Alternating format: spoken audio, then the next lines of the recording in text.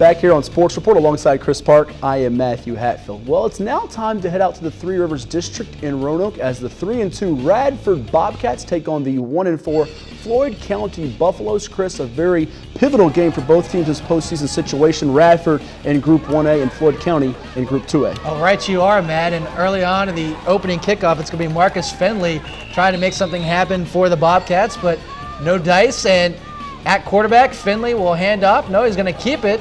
And looking to pitch, and still looking, and finally he's just going to do it himself. They actually decided to roll the dice. Finley's going to go all the way, 81 yards for the touchdown. This is a young man who helped Radford win a state championship in basketball his freshman year. Well, now he's a junior and getting it done on the gridiron.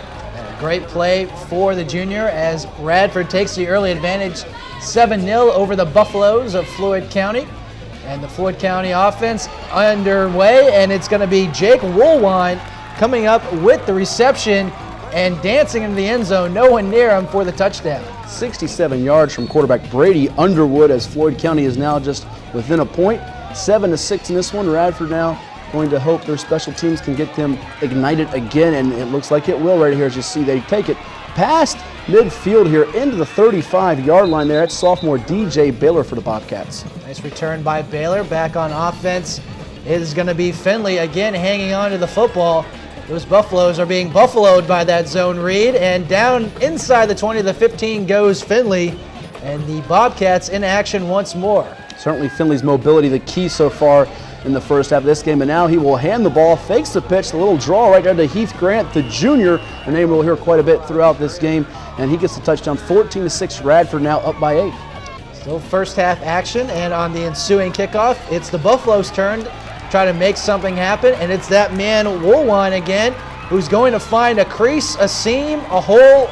Take your pick, folks. He's down inside the 10 to the 5, and first and goal now for Floyd. Unfortunately, that possession would come up empty. He kept looking at it to see if somebody would catch him. They finally did it at the end. Now it's going to be the quarterback, Marcus Finley. He's been hard to catch and corral all game long. This time a deep pass in the end zone, and an amazing catch pulled in by Dante Billings, 23 yards. Bobcats now up by 15. On fourth down, the Buffaloes trying to make something happen. They look like they've got a great siege, a great push, and they're going to get a first down. Unfortunately, it is going to be a penalty against the Buffaloes for helping the runner there. Yeah, aiding the runner was the call there, and not pleases the coaching staff there of Floyd County. So Marcus Finley will go back to operate, and now it's the little option pitch ahead to, guess who, Heath Grant, a name that's been a force all season long for Radford as they look to keep winning here and move to 4-2. Touchdown for him, 28-6. Radford now cruising. Yeah, the Bobcats certainly in control in this one. Still second half action as the dump pass underneath is going to be picked off. A great play by the Buffaloes as that's Christian Cromer with the interception. And Floyd County has a chance now to add to their score. Unfortunately, Underwood's going to be under heavy pressure. Rolling out to his right, his pass is going to find Cromer. Gets a block downfield and is upended at the 25-yard line. Great job by Underwood, presence of mind to get away from Thompson and keep the play alive there with his feet. And now it'll be Marcus Finley in a different role, not quarterback, using him as a running back, and why not? He's talented. 47 yards, touchdown for Radford, and that will pretty much be the finishing touches in a 28-point victory for the Bobcats, who moved to 4-2 behind Finley's 4 total touchdowns, while the Buffaloes were held to just 176 total yards in the loss. More scores from the Three Rivers District as Hidden Valley with the victory over Blacksburg, 13-7. Mason Dermott, 38 carries, 231 yards, and 2 touchdowns for Hidden Valley in that one. Other scores to check in the Mountain Empire District. It was Galax 42-24 over Fort Chiswell. Joseph Dixon, what a performance he turned in. 3 touchdowns, 232 yards rushing on 22 attempts. Charles Harris complimenting him with 16 carries for 133 yards and a touchdown, while Dallas Ward had 110 yards on 21 attempts in the loss for Fort Chiswell. More scores from the Mountain Empire District as Grayson County 11-point victors over Graham, 38-27. Ray Cox had 2 touchdowns and over 100 yards rushing to pace Grayson County, while for Graham, Ben Mead had 226 passing yards and two touchdowns as Graham falls to 1-5 overall.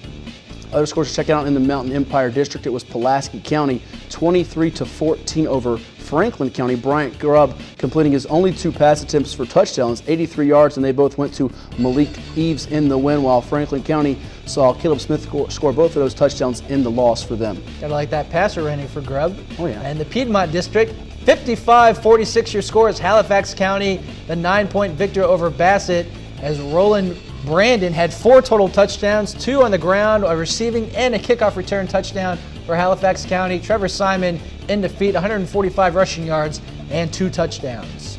I think those Brandon brothers are good, Chris. 6 touchdowns for those 2 guys. They're pretty good. Well, we've got more action and scores to check out, and we go to the Northern Virginia area to see a big showdown. Centerville and Westfield, double overtime. Centerville, the defending 6A state champs, Chris. They lose in this one as the Bulldogs get 149 yards rushing from Evan Gray and a touchdown. Mason Schofield completing 12 of 16 passes, 2 touchdowns through the air, 2 on the ground, while Taylor Booth had 2 touchdowns rushing, 200 yards in the loss for Centerville, who continue to play without A.J. Turner, their Centerville running back and commit for South Carolina for the Wildcats. Now 2 losses for the reigning state champs out of Centerville. Yeah, pretty surprising there in the 5A North region. Tuscarora 35-28 winners over Broad Run as Noah Reimers had 43 carries, 378 yards, and 3 touchdowns. I think he might have gotten some orange slices after the game with that effort. Marcel Mingo in the loss, 4 receptions, 166 yards, and a touchdown. Noah Reimers committed to play his college football at Harvard, so good for him. Liberty District Final, it was Fairfax defeating Langley 35-28. Stephen Amolko with 79 yards rushing and a touchdown. Graham Gambold with 3 touchdowns to the air, 1 on the ground as he completed 11 of 17 passes, while the Saxons of Langley saw Tyler Weiss, with 23 carries for 165 yards and a touchdown in the loss.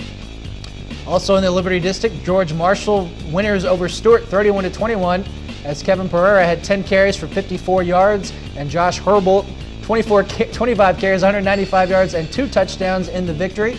And for Stewart, Michael Bickerton 7-12, 99 yards, a touchdown on the ground.